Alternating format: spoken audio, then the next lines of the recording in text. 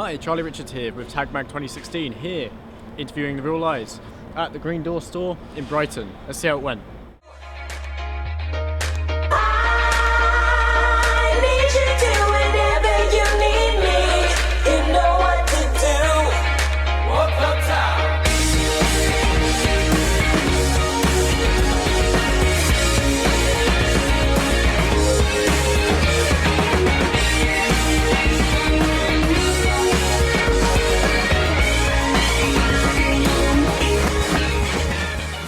I'm Tom. I'm Kev. And Pat. And so guys, welcome to Brighton. What do you think of the venue? What do you think of the place? Yeah, we like the venue a lot. We've played here before at the Great Escape. Yeah, we enjoyed it. Yeah, it was a great show. Very dubby sound system. Yeah, nice and big. Yeah. So you just released a new album, Real Life, on the 15th or 16th. How was the recording process? I mean, it was quite a tough one. It was kind of recorded over a few years. But yeah, I mean, the way that we tend to work is like Pat will create sort of samples or loops and stuff like that, and then he'll send it across to me. And you sort of talked about North Circular earlier, like that's sort of was established kind of template for the way that I work, at least. So Pat will send me like sort of a 20-second loop. I'll literally listen to it about 300 or 400 times, and then sit down and write all the lyrics in one go. So Naked Ambition, Black Market Blues, North Circular. All of my ones were kind of written in that way. Yeah. It took a long time to do it. It does feel more like feels more like an early singles compilation to me. Listening back to it, a lot of the songs, different genres, I guess you'd say, different ideas going into the song. But yeah, no, it took us longer than we thought we would. But the reception's been really good, and I'm glad we took that extra bit of time. Sweet. So Real Life sounds like it draws a lot of influence from different artists. My parents, who are also massive fans, say that... Your parents are fans? My parents are Woo! fans, trust me.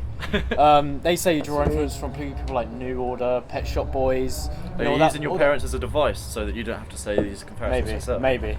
My gran reckons you sound just like Peter Hook.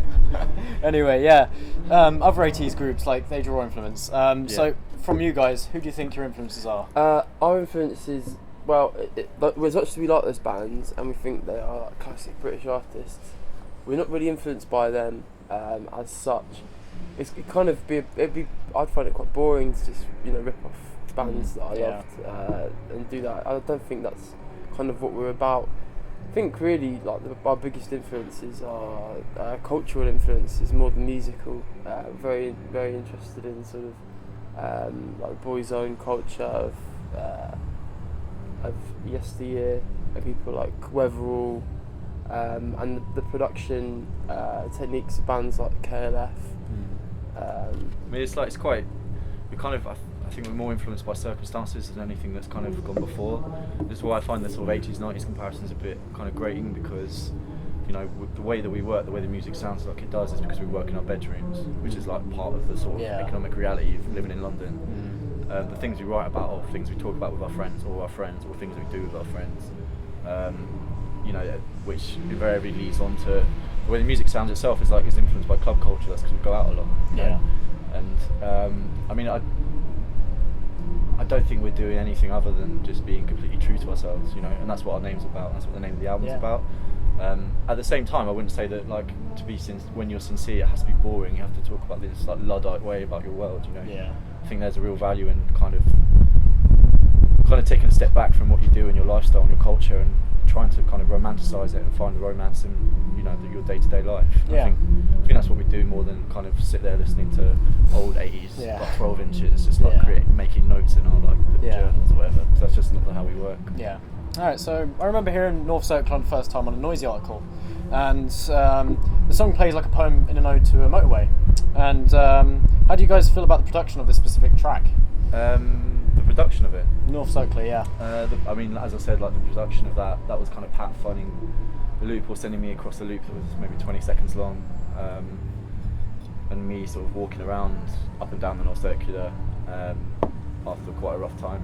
I was going through quite a bad time at the time, and just sitting down and writing it all in one go kind of Yeah. when I was feeling pretty low. Best way of writing, really, isn't it?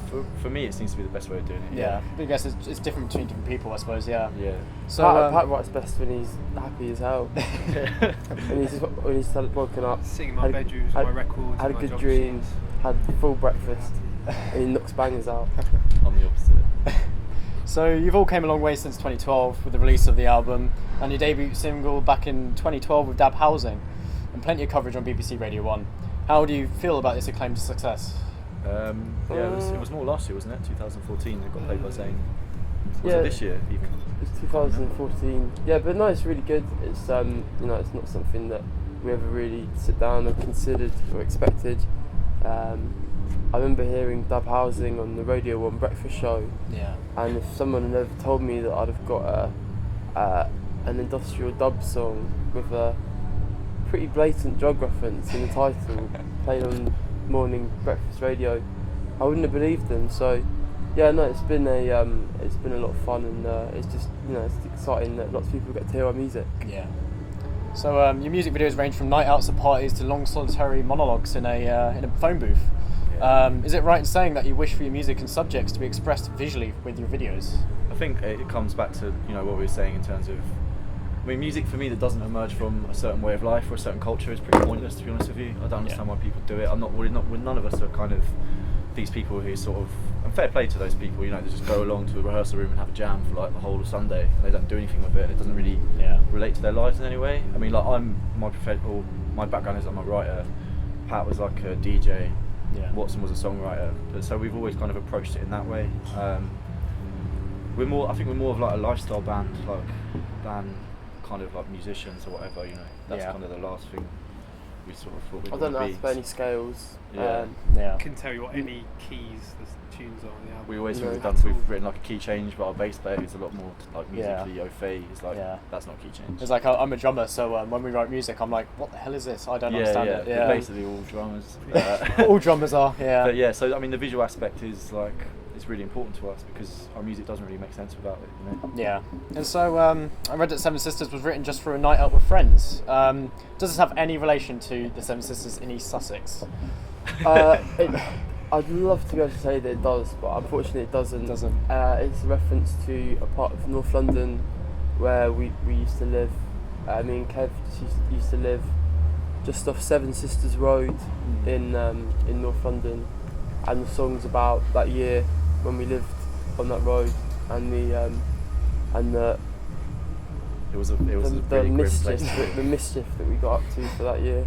Yeah, it was a strange year. Yeah. All right. Well, final two questions. How would you best describe your music to someone that would love to listen to Real Eyes? I always struggle with this one. I used to be a music writer. Electro pop. Definitely not electro pop. Definitely not New Lad. Definitely New not. Lad electro pop for the modern man. And finally, where do you guys see yourselves in the next few years? Possibly another album or more tours? Definitely another album. We just started writing the second one quite recently, and it's going to be. I think it's going to end up being quite different to the first one. But I think it'll come out more as an album than the first one, which it really is. Like I said, it does feel like just because of the way we started working, it feels like a singles compilation. Yeah. So yeah, we're looking forward to sitting down and writing what would be, I guess, our first proper album, I guess.